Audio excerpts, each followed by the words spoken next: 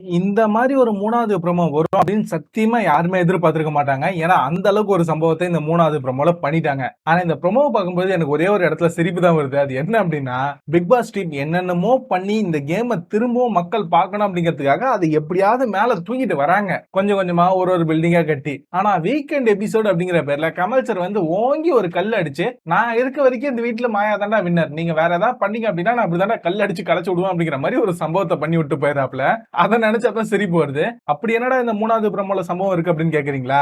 அத இந்த வீடியோல பாத்துரலாம். பட் வீடியோக்குள்ள போறதுக்கு முன்னாடி வீடியோ பாக்குற எல்லாரும் மறக்காம லைக் பண்றீங்க. அது ரொம்ப முக்கியம். சோ இப்ப சம்பவங்களுக்குள்ள போயிரலாம். யாருமே எதிர்பார்க்காத வகையில இந்த வாரம் நான் மிட் வீக் எவிக்ஷன் வைக்கிறேன்டா அப்படிங்கிற மாதிரி பிக் பாஸ் தரமா களத்துல இறங்கிட்டாப்ல. எப்பயுமே இந்த மிட் வீக் எவிக்ஷன் அப்படிங்கிறது டிக்கெட் ஃபினாலேக்கு அப்புறம் வரும். இல்ல அந்த டிக்கெட் ஃபினாலே நடக்கிற வீக்ல கூட வரும். பட் 5 வாரத்துக்கு முன்னாடி வந்ததெல்லாம் இதான் முறை அப்படின்னு நினைக்கிறேன். நாமினேட் ஆன 6 பேரும் வெளில வந்து நில்லுங்க அப்படிங்கிற மாதிரி எல்லாத்தையும் கூப்பிட்டு வெளில நிக்க வச்சிட்டாப்ல. அந்த 6 பேர் நாமினேட் ஆயிருந்தாங்க இல்லையா? Dinesh, cool Suresh, Vishnu, Nixon, Archana, Ananya Rao. இவங்க 6 பேத்தையும் நிக்க வச்சு உங்க போட்டோவை பசில் மாதிரி செஞ்சு வச்சிருக்கோம்பா. அதை எடுத்து போர்டுல அடுக்குங்க. யாரோடைய பசில், அதாவது யாரோடைய போட்டோ முழுமை பெறலையோ அவங்க வீட்டுக்கு போறாங்க அப்படிங்கிற மாதிரி மிட் வீக் எவிக்ஷனை ஒரு டிஃபரெண்டான டோன்ல செட் பண்ணிட்டாப்ல. அவ்வளவுதான். அந்த 6 பேருக்கு இந்த இடத்துல பயம் அல்டிமேட்டா இருக்குன்னு வச்சுக்கோங்களேன். அர்ச்சனா ஓரளவு கான்பிடென்டா தான் இருக்காங்க. ஏன்னா உங்களுக்கு தெரியும் விஷ்ணுலாம் அவ்வளவுதான் அலன்டாப்ல.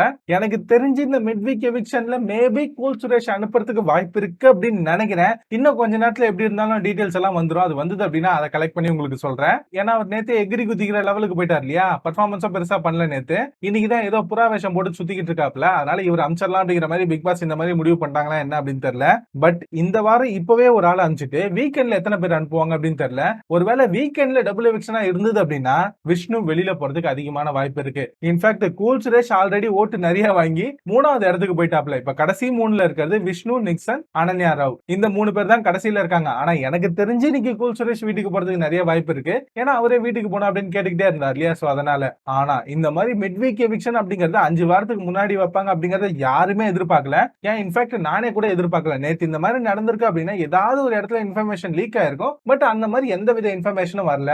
உண்மையிலேயே இன்னைக்கு வந்த 3வது ப்ரோமோ அல்டிமேட்டா இருக்கு. இன்ஃபேக்ட் இன்னைக்கு வந்த 3 ப்ரோமோவுமே நல்லா இருக்கு. அதான் உண்மை. பிக் பாஸ் டீம் ஏதோ பண்ணி உருட்டி பெரட்டி எல்லாரையும் எபிசோடுக்கு கூட்டின்னு வந்து எப்படியாவது பார்க்க வைக்கணும், அதை ஒரு வழியா பேச வைக்கணும் அப்படிங்கிற மாதிரி ஏதோ ட்ரை பண்றாங்கன்னு வச்சுக்கோங்களேன். எல்லாத்தையும் பண்ணி ஷோவை கொஞ்சம் மேல கூட்டின்னு வருவாங்க. கரெக்டா அந்த டைம்ல கமல் சார் கல் அடிச்சு கலைச்சு விட்டுருவாப்ல. சோ இந்த மிட் வீக் எவிக்ஷன்ல யார் வெளில போவாங்க அப்படின்னு நீங்க நினைக்கிறீங்க? எனக்கு தெரிஞ்சு கூல் சுரேஷ் போறதுக்கு அதிகமான வாய்ப்பு இருக்கு. இன்னும் கொஞ்ச நேரத்துல டீடைல் தெரிஞ்சிடும். அது தெரிஞ்சது அப்படின்னா மறக்காம நானே அப்டேட் பண்றேன். சோ இந்த 3வது ப்ரோமோ பத்தின உங்களோட ஒப்பீனியன் என்ன அப்படிங்கறதையும் மறக்காம கமெண்ட்ல போடுங்க. அது மட்டும் இல்லாம அர்ச்சனாவோட டான்ஸ் பெர்ஃபார்மன்ஸ் இப்பதான் முடிஞ்சிருக்கு. அதை பத்தி இதுக்கு முன்னாடியே ஒரு வீடியோல போட்டிருப்போம். மறக்காம செக் பண்ணி பாருங்க. இந்த வீடியோ இது வரைக்கும் பாத்துருக்கீங்க அப்படின்னா கண்டிப்பா பிடிக்கும் அப்படின்னு நம்புறேன். அப்படியே அதுக்கு ஒரு லைக் போட்டு போனீங்க அப்படின்னா ரொம்ப யூஸா இருக்கும். மறக்காம அதை பண்ணுங்க. நான் அடுத்த வீடியோல உங்க எல்லாரையும் மீட் பண்றேன். Until then, bye bye. Thank you guys.